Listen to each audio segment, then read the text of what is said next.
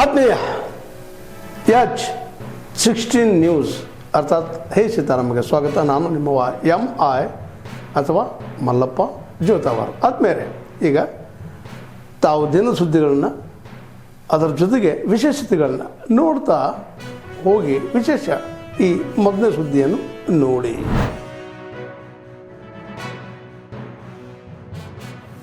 Our second PUC ಹೋಗಿ competitive. See, future of any child is not 10th standard and 12th standard only. It is the competitive exams what they take in their life. Correcta? ಬರೀ 10th standard 12th standard ಅಲ್ಲೇ ಅಲ್ಲ, ಅವ್ರ ಮುಂದೆ competitive exam ಏನು ತಗೊಳ್ತಾರೆ ಅದೇ future.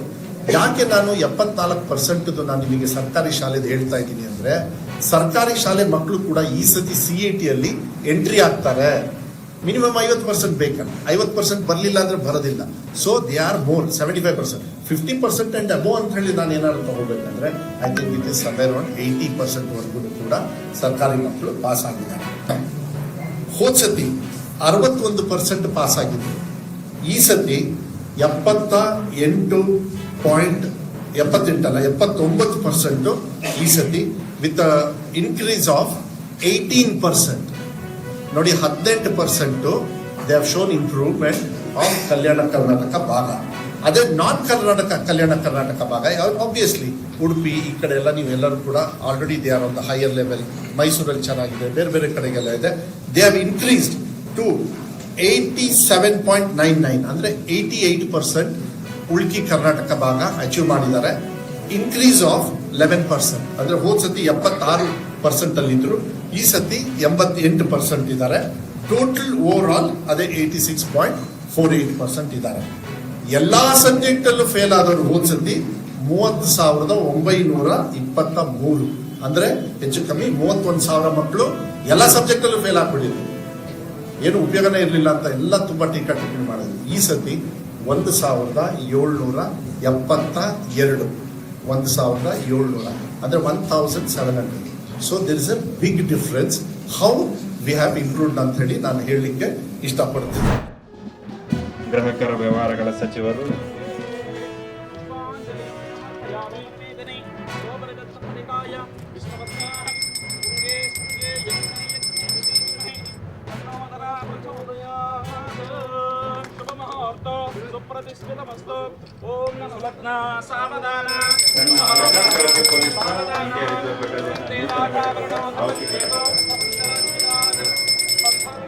ಸಾರಿ refresher course ಅಂತ ಹೇಳಿ ಎಲ್ಲ ನಾನು ಕೋಲಾರದಲ್ಲಿ 30.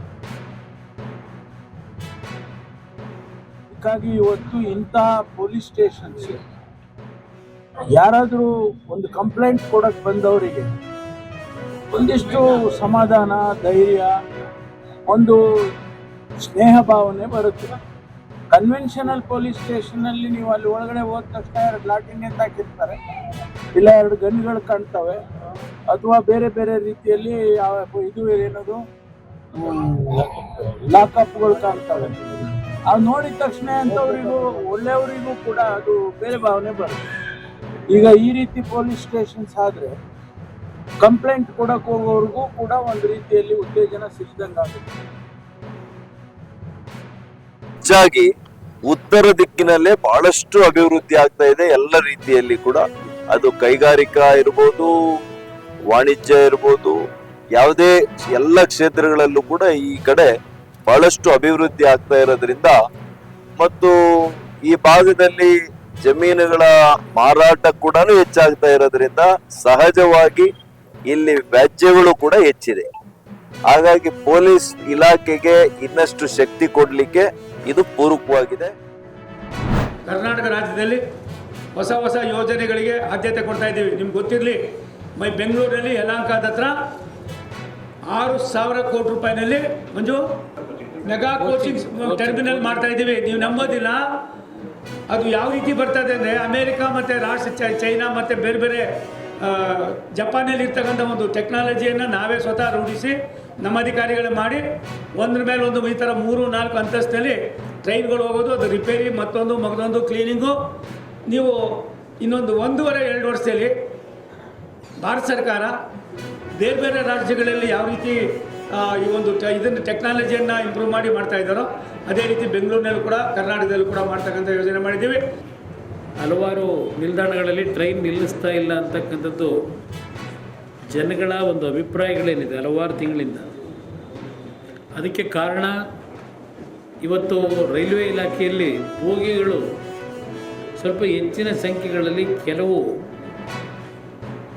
ರೈಲುಗಳಲ್ಲಿ ಜೋಡಿಸ್ತಾ ಇದ್ದಾರೆ. ಆ ಹಿನ್ನೆಲೆಯಲ್ಲಿ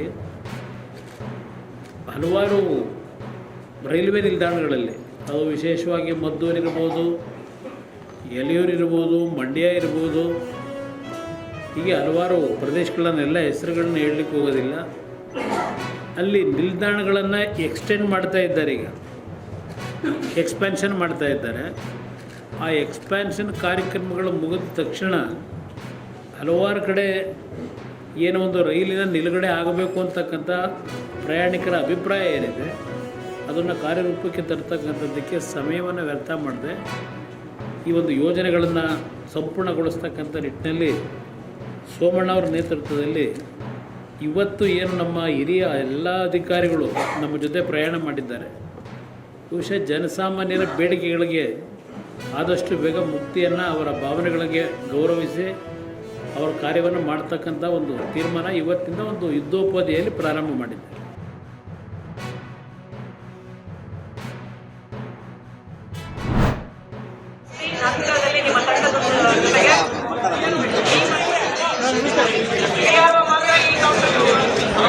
ವಿಶೇಷ ಕೌಂಟರ್ಲಿ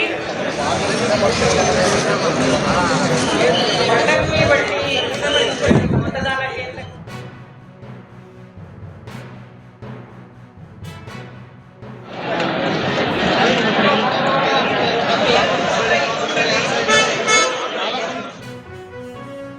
ಡೈರಿ ಇರ್ಬೋದು, ಈ ತರ ಎಲ್ಲ ಡಾಕ್ಯುಮೆಂಟ್ಗಳನ್ನು ನಾವು 8 ಕೌಂಟರ್ಗಳಲ್ಲಿ ವೆರಿಫೈ ಮಾಡಿಕೊಂಡು ನಂತರ 27 ಸೆಕ್ಟರ್ಗಳಾಗಿ ನಾವು ಡಿವೈಡ್ ಮಾಡಿದ್ದೀವಿ. ಆ 27 ಸೆಕ್ಟರ್ಗಳಲ್ಲಿ ನಮ್ಮ ಏನು ವಿವಿಪ್ಯಾಟ್ ಇರ್ಬೋದು, BU ಇರ್ಬೋದು, CU ಇರ್ಬೋದು, ಹಾಗೂ ಮಾಪೋಲ್ ಮತ್ತೆ ನಮ್ಮ ಎಕ್ಸೆಲ್ ಪೋಲ್ ಅಲ್ಲಿ ರಿಪ್ಲೇಸ್ಮೆಂಟ್ ಆದಂತಹ ಮಟೀರಿಯಲ್ ಜೊತೆಗೆ ಎಲ್ಲಾ ಮಷಿನ್ಗಳನ್ನ ನಾವು ತಗೊಂಡು ವೆರಿಫೈ ಮಾಡ್ಕೊಂತ ಇದ್ರಿ. ಈ ಪ್ರಕ್ರಿಯೆ ಈಗ ನಡೀತಾ ಇರ್ತದೆ. ನಮ್ಮಲ್ಲಿ 68.55% ಮತದಾನ ಕೂಡ ಈಗ ಆಗಿರೋದು ಕಂಡು ಬಂದಿದೆ. ಇನ್ನೂ ಕೂಡ ನಾವೆಲ್ಲವೂ ಕೂಡ ಈ ಕನ್ಸಲ್ಟೇಟ್ ಅನ್ನ ಮಾಡ್ತಾ ಇದೀವಿ. ಈಗ ಇದೇ DRO ವಿದ್ಯಾಸಂಸ್ಥೆಯಲ್ಲಿ ಸ್ಟ್ರಾಂಗ್ ರೂಮ್ ಮಾಡಿದೀವಿ. ಕಂಟೆಸ್ಟಿಂಗ್ ಕ್ಯಾಂಡಿಡೇಟ್ಸ್ ಹಾಗೂ ಎಲ್ಲ ನಮ್ಮ ಸಿಬ್ಬಂದಿಗಳು ಸೇರ್ಕೊಂಡು ನಾವು ಎಲ್ಲಾ ಪ್ರಕ್ರಿಯೆ ಪೂರ್ಣದ ನಂತರ ಕೋಲ್ಡ್ EVMs ಏನಿದಾವೆ ಅವೆಲ್ಲವೂ ಕೂಡ ನಾವು ಸ್ಟ್ರಾಂಗ್ ರೂಮ್ ಶಿಫ್ಟ್ ಮಾಡಂತ ವ್ಯವಸ್ಥೆ ಮಾಡ್ತೀವಿ. ತಾವೆಲ್ಲ ಇಲ್ಲಿವರೆಗೆ ಸುದ್ದಿಗಳನ್ನು ನೋಡಿದಿರಿ, ಜೊತೆಗೆ ವಿಶೇಷ ಘಟನೆಗಳನ್ನು ಸಹ ನೋಡಿದಿರಿ. ಅದು ನಿಮ್ಗೆ ಏನು ಅನ್ನಿಸ್ತು? ನಿಮಗೆ ಲೈಕ್ ಮಾಡಿರಿ, ಶೇರ್ ಮಾಡಿರಿ, ಕಾಮೆಂಟ್ ಮಾಡಿರಿ, ಜೊತೆಗೆ ಸಬ್ಸ್ಕ್ರೈಬ್ ನಿಲ್ಲಿಸ್ಬೇಡ್ರಿ. H16 ನ್ಯೂಸ್ ಅರ್ಥಾತ್ ಸಿದ್ದರಾಮಯ್ಯ ಸತ್ಯದ ಕೈಗನ್ನಡಿ ವಂದನೆಗಳು.